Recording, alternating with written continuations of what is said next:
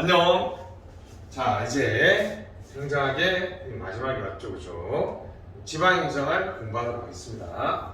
95년 지방자치단체장 선거 이후로 본격화된 지방행정은 지방의원 선거하고 자치단체 선거를 통해서 이제 본격이 시작됐죠, 그죠? 그래서 이제 중앙정부하고 지방자치단체, 지자체라고 쓰겠습니다. 지자체와 주민 사이의 관계입니다. 중앙정부하고 지방정부 사이에서는 과연 지방자치가 필요하냐? 그래서 정치적 측면에서 민주주의와 관계가 있느냐 없느냐, 경제적, 사회적 측면 등 다양하게 봤고요. 그 다음에 단체자치와 주민자치의 지방자치의 유형, 최근 경향, 신중앙집권화, 신지방분권화. 지방자치단체를 만들어서 이제 지방자치를 하게 되면 중앙정부와 어떤 관계를 맺어야 되느냐, 서로 이제 상관과 부하 사이 관계냐, 대등한 관계냐, 이런 문제가 발생하겠죠. 분쟁 해결, 정부 간 관계론이라는 ICR, 한국의 지방자치의 역사를 봐야 되겠고요. 자, 그 다음에 자치권이죠. 자치에 대한 법을 만들 수 있죠. 지방의회가 만든 조례와 자치단체장의 규칙, 기관을 만들 수가 있고, 사무를 처리할 수 있고요. 지방재정, 자체적인 재정을 운영할 수 있죠. 지방자치단체가 가진 권한들, 주민참여의 내용들이 나와 있겠습니다. 그렇죠? 지방자치의 인정할 필요가 있느냐? 정치적 측면, 경제적 측면, 사회적 측면. 인정한다면 어떤 유형의 지방자치냐? 단체자치냐?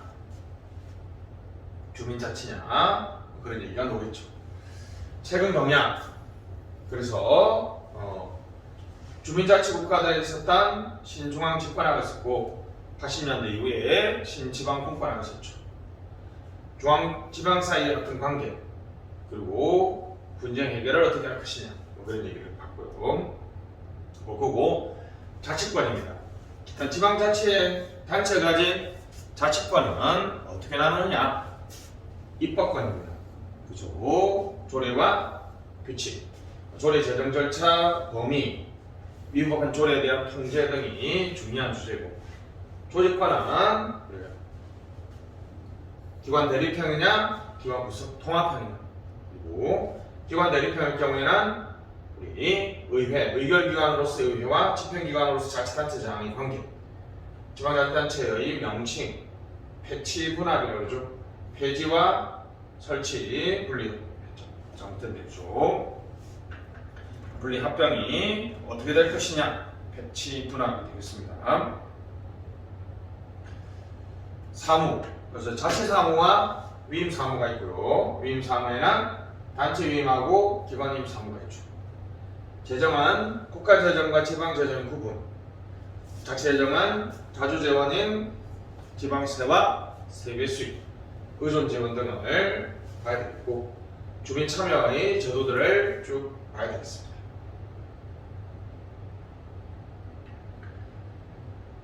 자, 지방행정은 그러면 어떻게 볼 것이냐? 자, 최협의는 협의 방위가 있습니다. 그래서 이제 지역에서 일어나는 모든 행정을 지방행정으로 보자. 근데 지역에서 일어나는 행정사무 중에서 국가 위임, 국가사무도 존재한다는 거죠. 됐습니다. 화성, 평택, 화성, 평택시에 있는 일이라고 해서 화성시의 병무청은 화성시에서, 지방에서 업무를 처리하지만 병무청의 일을, 국가의 일을 지방에서 하는 것 뿐이죠. 그죠? 자, 그래서 이제 그게 아니라 지역에서 자치단체가 하는 일까지를 보자. 그러니까 이제 관치행정은 빠지겠죠. 근데 자치단체가 수행하는 행정 중에서 단체에 위임한 사무하고 기관에서 위임한 기관임 사무가 있어요. 자치사무와 위임사무를 다 같이 지방행정으로 보자는 쪽이고, 근데 체협의는 지역에서 자치단체가 하는데 위임사무는 원래 우리 사무가 아니니까 고유사무, 지방자치단체가 자체적으로 처리할 수 있는 자치사무만을 지방행정으로 봐야 된다는 관점이 있습니다. 일반적으로 우리나라에서는 협의의 관점에서 받아들이죠. 중앙행정과 지방행정의 차이는, 자, 여러분들이 국토교통부, 화성시청, 평택시청, 관악구청, 아무래도 국토교통부는 가기가 너무 멀죠, 그죠? 대화. 그러나 시청, 주민센터 등은 여러분들이 상당히 가기가 쉽고, 여기는 18개의 부가 있으니까 각각 다 따로따로 방문해야 되죠. 그러나 여기는 화성시청에 가면 한 번에 다 업무를 처리할 수 있습니다. 그죠?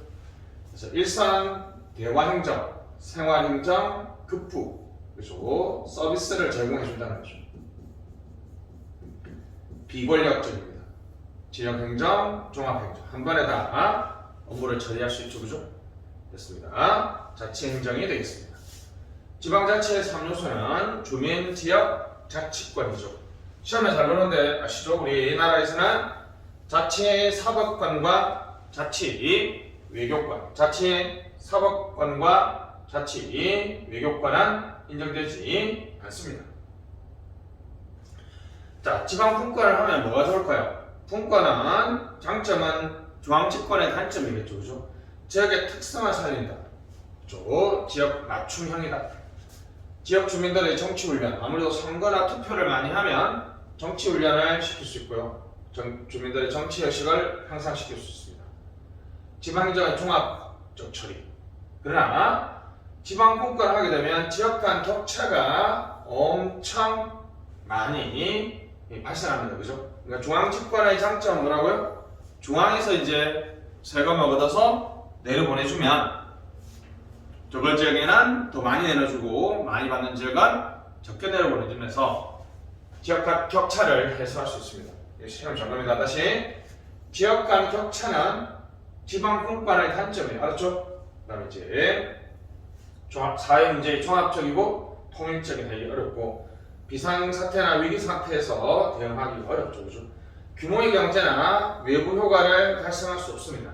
즉 규모의 경제나 외부 효과를 우리 달성하시려고 하면 외부 효과의 조정, 죄송합니다. 규모의 경제. 아무래도 이제 규모가 크면 클수록 좋다는 것이 규모의 경제니까 규모의 경제가 나타나기 위해서는 이 분권보다는 집권도 큰 쪽이 더 바람직할 수 있겠죠. 그죠? 자, 자치단체와 주민자치와 단체자치가 있습니다. 그죠? 주민자치. 일단은 정치적으로입니다. 예를 들면 이제 절대 군주가 없어지고 국민 주권이 실현된 상태에서 이제 이 지역의 일은 당연히 이 주민들의 일입니다. 당연히 하늘에서 부여된 천부인권이기 때문에 국가가 이걸 없앨 수가 없어요. 그래서 1789년 프랑스 학자 뚜레는 인간의 생명권과 인간의 행복 추구권과 똑같은 이른바 하늘이 부여한 권리이기 때문에 국가가 이것을 없앨 수 없다는 이른바 천부인권을 주장합니다. 천부인권. 본질적인 내용을 침해할 수가 없습니다. 그죠? 하늘이 부여한 천부인권이죠. 됐습니다. 그러나 단체자치는 프랑스, 독일, 대륙법 계열 나라들인데 일단은 국가에서 또는 중앙정부에서 하는 일인데 이런 일은 지방에서 너희들이 하는 게 좋겠다. 즉 법률적 의미나 행정적 의미에서 요 일은 우리가 너희들한테 맡길게. 이른바 국가가 전례해준 것, 국가가 너희들한테 부여해준 것. 그 말은 뒤집어서 얘기하면 국가가 위기나 비상사태에서는 지방자치를 실시하지 않을 수 있다는 거죠. 국가에게서 전례된 권리입니다. 이른바 전례권이죠. 국가가 부여했다 국관성. 독일의 공법학자들이 주장했죠. 그러니까 주에서 국가에서 자치권을 제한하거나 심한 경우에는 폐지할 수 있다는 거죠. 그러니까 기본적으로 이 지역의 일은 지역 주민이 해야 되기 때문에 그러면 지역에서 발생하는 국가 일을 하기 위해서는 국가가 위임을 줄 수가 없어요. 국가가 직접 지방에서 자신의 일을 하기 위해서 우리처럼 세부서, 병무청을 만드는 것처럼 일선에서 국가 일을 하는 일선기관을 설치해야 되는데 단체자치는 기본적으로 모든 일을 국가에서 다 하는데 예외적으로 이런 일은 지방에서 너희들이 알아서 하는 게 좋겠다라고 부여해 주는 거죠. 언제든지 없을 수 있어요. 그래서 지방자치단체를 만드는데 국가 일을 지방에 있는 국가 일을 하려면 굳이 일선기관을 만들 필요가 없이 이 지방자치단체, 너희들을 일을 하기 위해서 만드는 지방자치단체에 위임을 주면 돼요. 다시 주민자치는 지역에 있는 일은 원래 주민들이 한다. 국가가 너가 지역에 와서 너희들 일 하려면 우리는 너희들 안 할 거니까 너희들 하는 일을 만들어라. 근데 단체자치는 지방에 있는 일이더라도 전부 다 국가의 일이에요. 근데 이런 일을 어떤 일정한 부분은 지방자치단체를 만들어서 지방 너희들이 하는 게 더 좋겠네 라고 해서 부여해 준 거예요. 야 너희들 일하는데 국가 일 좀 대신 좀 해줘. 위임할 테니까 해줘. 이게 가능하다는 거죠. 됐습니다. 기본적인 성격이 다르다. 자, 이제 개별적 치정주의와 포괄적 예시주의가 있는데 이건 확인적 성격이죠. 방금 이 지방의 일은 일단은 첨부인권에 따라서 원래 다 누구 거예요? 이 주민들이 할 수 있는 건데 이제 그걸 하기 위해서는 자, 요 일을 우리가 하겠다 그러면 국가에서 앞으로 요 일은 지방정부의 일입니다라고 법률을 제정해줘요. 개별적으로 주민들이 지방자치에서 정부에서 요구하는 것들을 지정해줍니다. 왜요? 기본적으로 다 지방의 일은 지방이 할 수 있다라고 전제하기 때문이죠. 근데 여기는 모든 것이 다 무슨 일이라고요? 국가의 일인데 예외적으로 이런 일은 지방자치단체를 만들어서 주민들이 스스로 하는 것도 나쁘지 않겠구나 라고 한 거죠. 그래서 일단 예시를 해줍니다. 도량형, 국방, 외교는 국가일이고 지역 주민의 복지 향상과 관련된 일은 지방자치단체입니다. 이렇게 포괄적으로 예시하고 나서 개별 사무가 여기 속하는지 여기 속하는지에 따라서 해석을 통해서 포함시킵니다. 자, 이렇게 되면 포괄적 예시주의가 되겠죠. 이쪽은 자치권이 상당히 좁고요. 이쪽은 자치권이 상당히 높습니다. 자, 여기 이제 시험을 넣는 이유는 아무래도 개별이라는 단어보다는 포괄이라는 단어가 훨씬 넓어 보이죠. 단체 자체에서 자치권이 높다는 것은 틀렸고 우리 개별적 지정주의, 주민자치에서 개별적 지정주의가 자치권이 훨씬 더 높다는 거죠.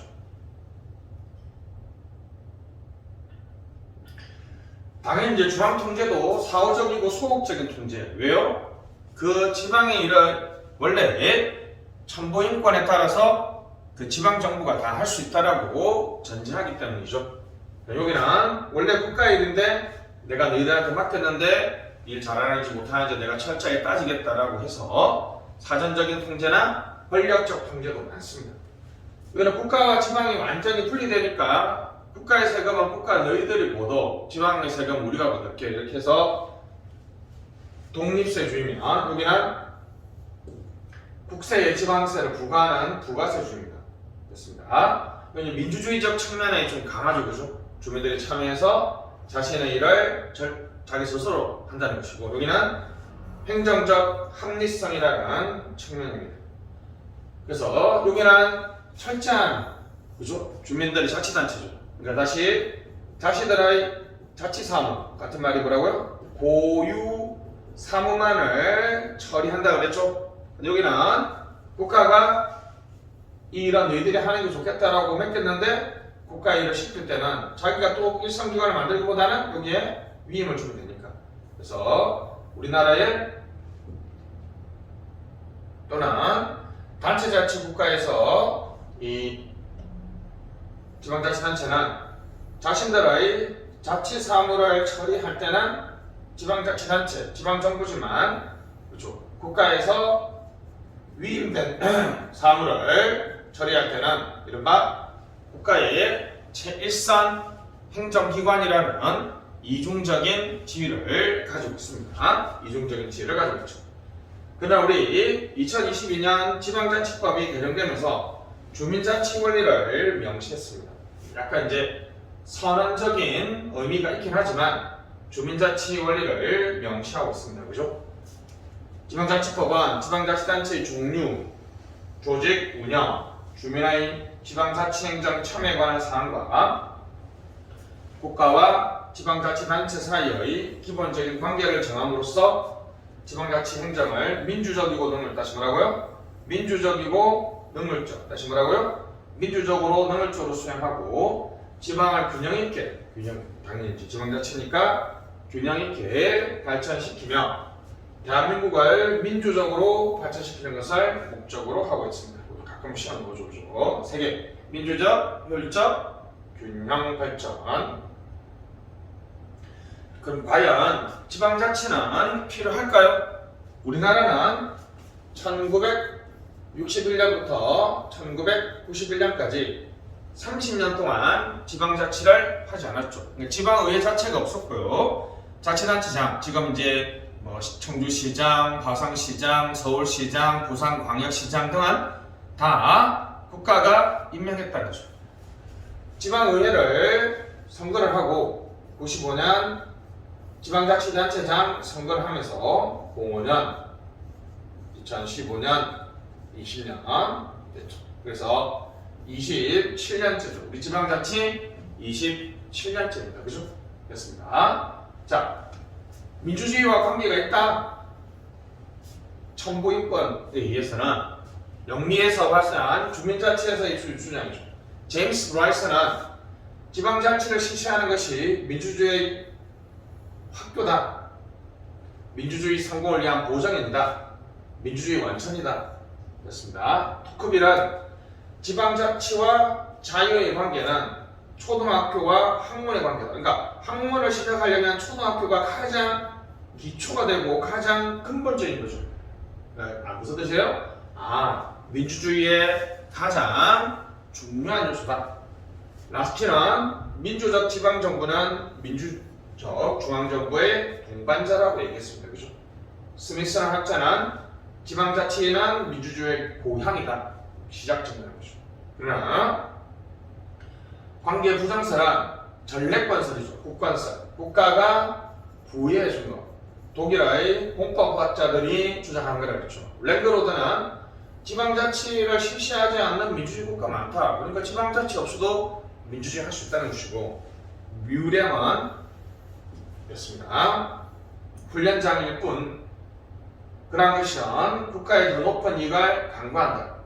지방정부는 되게 좁은, 그죠? 개인의 이익을 좀 님비나 핑피가 지방자치를 하면 지역 이기주의가 망연하시잖아요. 그죠? 그러면 국가 전체적 관점에서 오히려 발전을 저해할 수 있다는 것이고, 댄슨이라는 학자는 행정의 능률적인 면에 어떻게 생각하는 거죠? 규모의 경제라든지 지역 간 격차를 심화시키는 이른바 행정의 능률적 측면에서는 방향을 정해야 한다.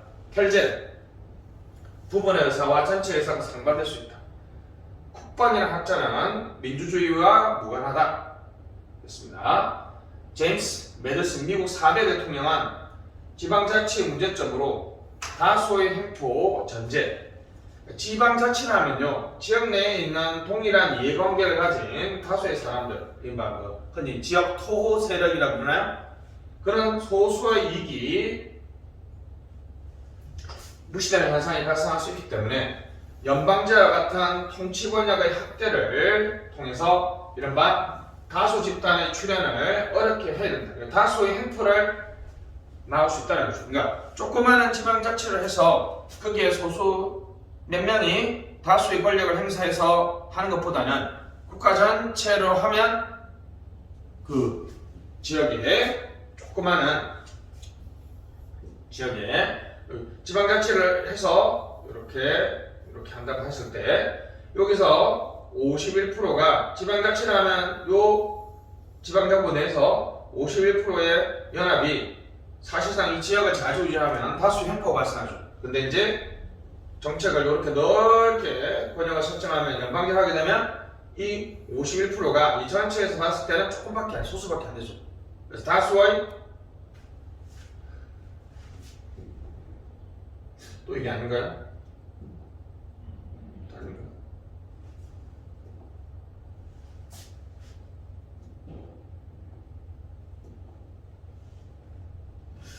또 다르고 맨날 이거 들어오면 그죠? 헷갈리네요. 이거 있어. 일단 여기다. 이거. 또 까먹었네.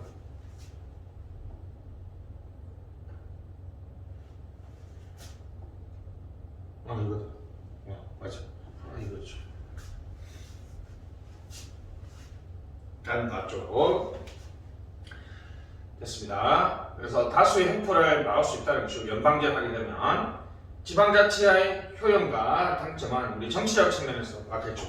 민주주의 훈련장이다, 전체주의 반파제다, 전국 망해를 방지할 수 있다, 행정 측면이 있는데 부정적 측면도 많죠. 아까 했던 것처럼 지역간 격차를 악화시키고 규모의 경제를 발생시키지 못하는 단점도 존재한다는 거죠.